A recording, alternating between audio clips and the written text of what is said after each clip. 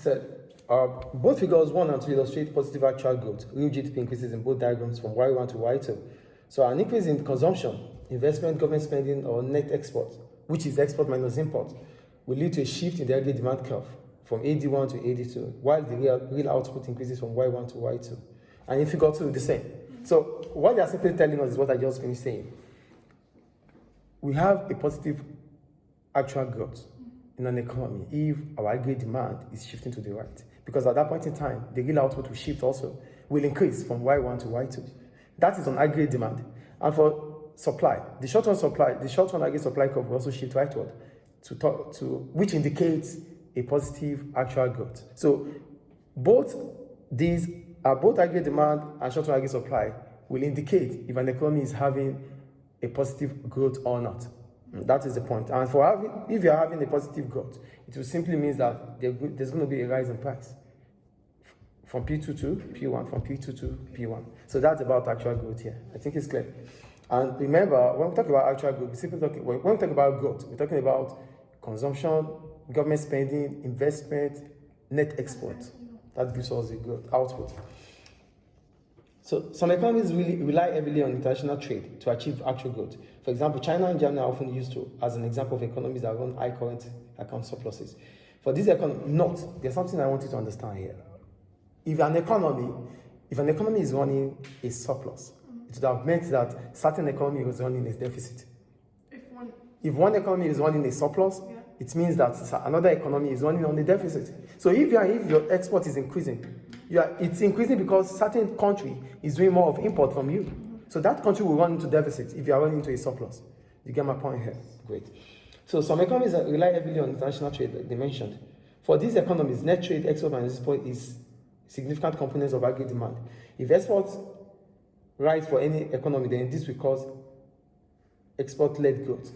And over-reliance on export-led growth is likely to cause problems when there is a downturn in the global economy. So countries like China and Germany that rely on exportation. So if there's a global downturn, if there's global recession, it means that these countries that rely mostly on export would have a problem because nobody would want to, because the state of the economy is not working well. So income level is expected to fall. So with economic downturn, countries that rely on export would not be able to achieve revenue. Do you understand? So at that point in time, their balance of payment current account surplus might turn into a deficit.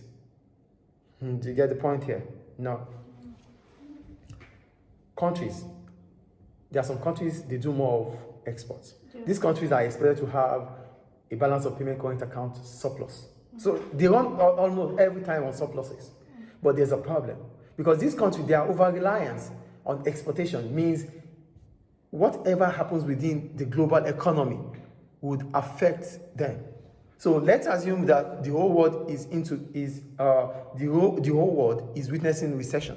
Recession means a decline in economic activity. So if the whole world is witnessing economic decline, it means those their trading partners, those that China exports to, will also be witnessing the same situation. So that means they won't be able to get goods or services from China or Germany.